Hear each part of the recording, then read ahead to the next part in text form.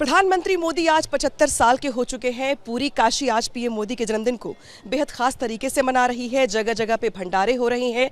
इस वक्त हमारी मौजूदगी सतुआ बाबा के आश्रम में है और आप देख पा रहे हैं कि आश्रम में जो चहल पहल है वो भंडारे को लेकर के ही है।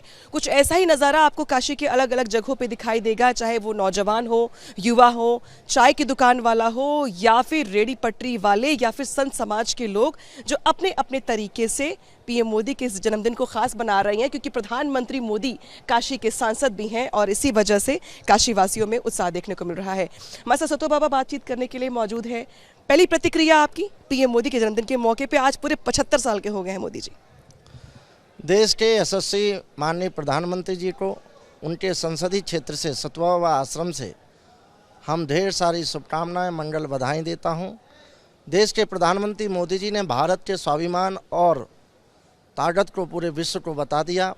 भारत आध्यात्म का भी है, संस्कार का भी है, पराक्रम का भी है। देश के प्रधानमंत्री मोदी जी ने 75 वर्ष आज उनका पूरा हुआ है और भारतीय राजनीति में एक ऐसा कदम उन्होंने स्थापित किया है कि मुझे लगता है कि विश्व उनकी इस नेतृत्व को याद रखेगा। आज उनका जन्मदिन है। पूरे काशी के संत समाज, पूरे काशी वासियों से मुझे लगता है जो भारत को मानता होगा, जो भारत माता को प्रणाम करता होगा, आज निश्चित वो देश के प्रधानमंत्री जी को हृदय से धन्यवाद दे रहा होगा और उनके जन्मदिन की बधाई दे रहा होगा और वो जिए हजारों साल। भगवान विश्वनाथ जी से मेरी यही प्रार्थना है। 75 साल के मोदी जी हो गए हैं, लेकिन यही बात विपक्ष के लोगों को हजम नहीं हो पा रही है। वो ये कह रहे हैं कि भाई वक्त आ गया है, राजनीति से संन्यास ले ले प्रधानमंत्री मोदी। 75 साल के पूरे हो गए, रिटायरमेंट ले लें। आप सहमत हैं आप उनसे? मैं विपक्ष वालों को कहना चाहता हूं कि अधिकतर सत्ताएं उनके हाथ में ही रही हैं।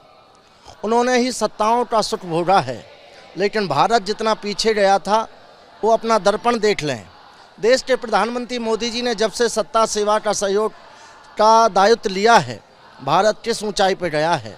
और भारत, चाहे वो सिंदूर ऑपरेशन हो, चाहे वो भारत विकास की दौड़ में हो, चाहे विदेश नीति में हो, चाहे आध्यात्म में हो, चाहे सबका साथ और सबका विकास हो, मुझे लगता है कि भारत में कोई ऐसा कदम नहीं बचा जो देश के प्रधानमंत्री जी ने इस भारत को नहीं दिया हो।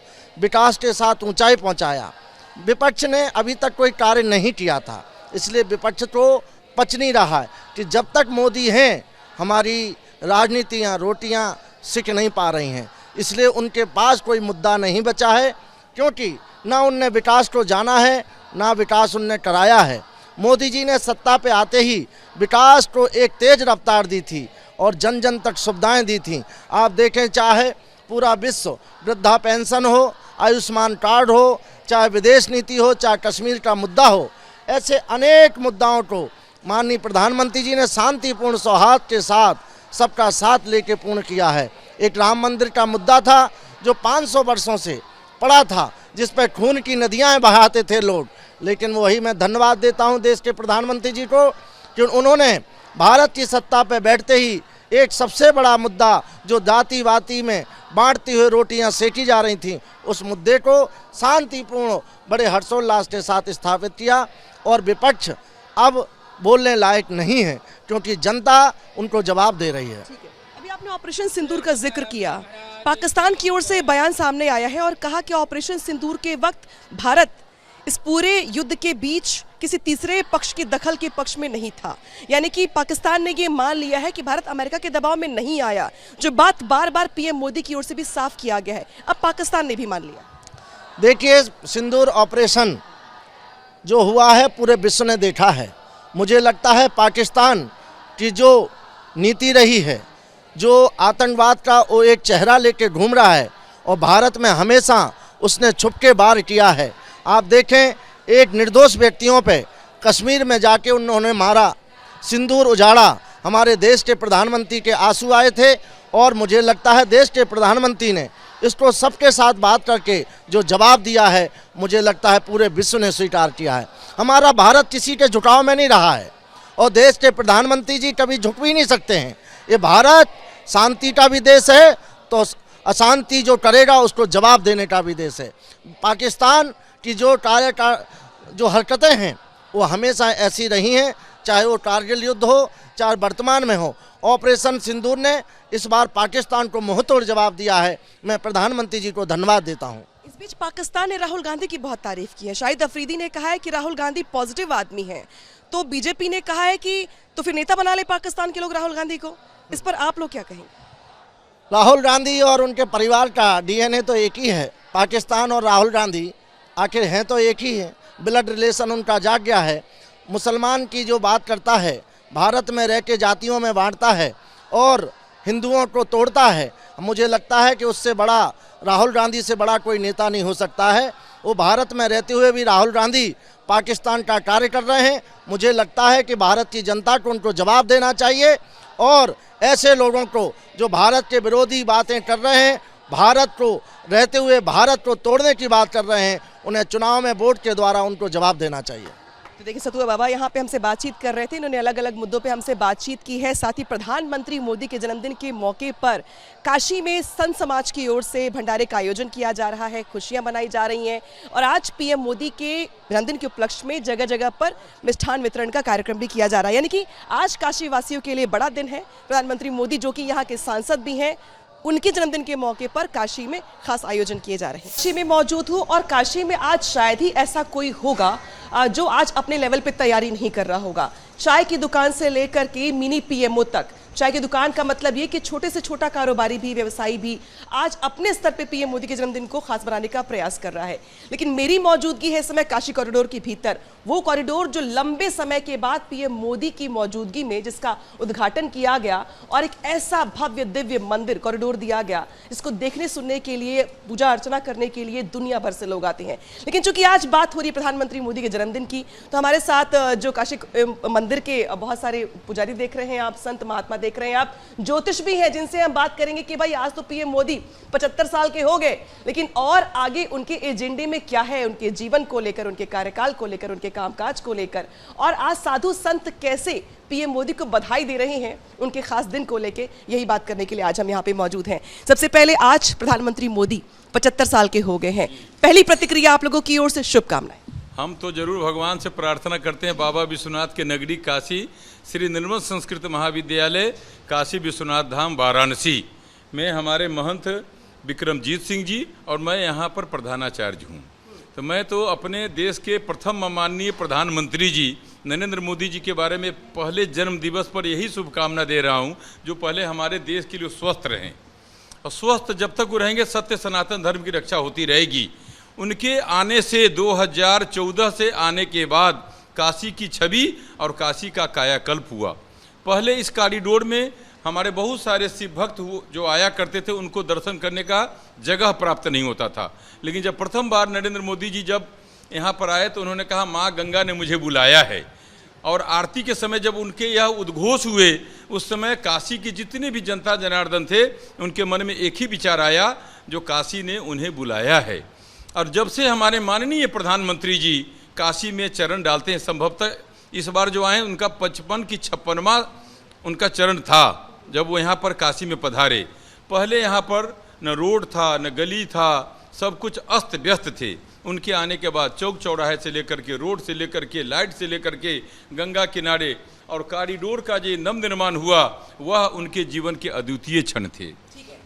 प्रधानमंत्री के तौर पर नहीं, एक सांसद के तौर पे, काशी के सांसद के तौर पे उनके 11 साल के कार्यकाल को, उनके कामकाज को आप लोग कैसे देखते हैं? मैं तो उनसे एक ही कामना करता हूं, जो कि 75 साल होने के बाद भी उनके अंदर 75 साल दिखते नहीं हैं, क्योंकि ज्योतिष के हिसाब से मैं जब गणना करता हूं तो वो देवतुल्य हैं। देवता क्यों देवतुल्य इसलिए है जो पृथ्वी से उठ करके आकाश की ओर तो जाता है, लेकिन आकाश में जाने के बाद भी वो पृथ्वी तत्व से जुड़े हुए हैं। उनके अंदर एक परम विशेषता है, जो जितने गरीब, असहाय, पीड़ित, दलित, हिंदू हो, मुसलमान हो, सिख हो या ईसाई हो, उनके अंदर किसी प्रकार की जातिगत भेद नहीं है। अच्छा, इसी विश्वविद्यालय के एक ज्योतिष हमारे साथ और भी जुड़ गए हैं, जो पीएम मोदी को लेके भी अभी डिस्कस भी कर रहे थे, गणना कर रहे थे कि उनकी कुंडली में अभी कैसे बन रहे हैं संयोग। आप बताइए, आज 75 साल के प्रधानमंत्री मोदी हो गए हैं, कुंडली के हिसाब से क्या कहते हैं उनकी ग्रह नक्षत्र? कुंडली के हिसाब से अगर देखा जाए तो प्रधानमंत्री की कुंडली वृश्चिक लगन की कुंडली बनती है, जो कि ऑलरेडी मंगल प्रधान कुंडली है। और जब से मंगल की महादशा चली है, प्रधानमंत्री जी यश को मतलब दिन दुगना रात चौगुना तरक्की जिसको कहते हैं, 2028 के बाद जो 29 का चुनाव होगा उस समय राहु की महादशा प्रधानमंत्री जी की शुरू होगी। उनको विशेष रूप से ज्योतिषी सलाह के तौर पे देखा जाए तो सिर्फ और सिर्फ स्वास्थ्य का सलाह दिया जाएगा कि स्वास्थ्य वो सुधार करें, मतलब स्वास्थ्य पे थोड़ा ध्यान दें। बाद बाकी राजनीतिक कैरियर में वो या तो 29 में एक बड़ा बदलाव करने वाले हैं या 29 में एक टर्निंग पॉइंट आने वाला है जो कि उनके छवि में एक अलग देवत्व और झलकेगा। काशी के विकास को लेकर चर्चा कर रहे हैं हम लोग। कुछ लोग ये भी कह रहे हैं, समाजवादी पार्टी के अलग अलग नेताओं की ओर से बयान सामने आया है कि अब 75 साल के हो गए हैं, वो रिटायर हो जाना चाहिए। क्या आप लोग सहमत हैं इस बात से? बिल्कुल नहीं। मैं तो भगवान बाबा विश्वनाथ जी से एक ही प्रार्थना करता हूँ, उनके कुंडली में, जन्म कुंडली में, वर्ष कुंडली में किसी प्रकार का ग्रह दोष भी होगा तो इनके अंदर जो धर्म और कर्म है वह किसी प्रकार का इनको कभी भी शरीर रूप से अस्वस्थ नहीं करने जा रहा है। ये मैं आपसे बिल्कुल कॉरिडोर के सामने बाबा रिटायरमेंट को लेकर के आप लोग क्या चाहते हैं? रिटायर हो तो भगवान से प्रार्थना करता हूँ जो ये 90 साल के होने के बाद भी हमारे देश के प्रधानमंत्री बने रहें। सूरज जी, आप आगे आइए। ये बताइए कि बहुत सारे नेता ये चाहते हैं, समाजवादी पार्टी के अबू आजमी का बयान आया, कुछ और भी लोग कहते थे कि भाई 75 साल के हो गए हैं प्रधानमंत्री, अब रिटायर हो जाएं। क्या आप लोग को भी लगता है कि वक्त आ गया रिटायर हो जाए? नहीं, ऐसा प्रधानमंत्री हमको नहीं लगता है कि अब दोबारा कोई ऐसा हो सकता है, क्योंकि अहिल्याबाई के बाद कोई अगर विकास किया तो सारे शिव मंदिर पे, और ऐसा विकास हम तो सोचे भी नहीं थे। काशी में जो विकास हुआ बहुत अच्छा, बहुत सुंदर, भव्य लगता है, और ये माननीय मोदी जी की वजह से हुआ है। और हम हमेशा यह भगवान से, विश्वनाथ जी से प्रार्थना करेंगे कि यह 90 साल के रहें तो भी प्रधानमंत्री के रूप में। एक शब्द मैं और मैं कहूँगा, बोलिए। अखिलेश यादव समाजवादी पार्टी इसलिए हमारे नरेंद्र मोदी जी से ईर्ष्या करती है।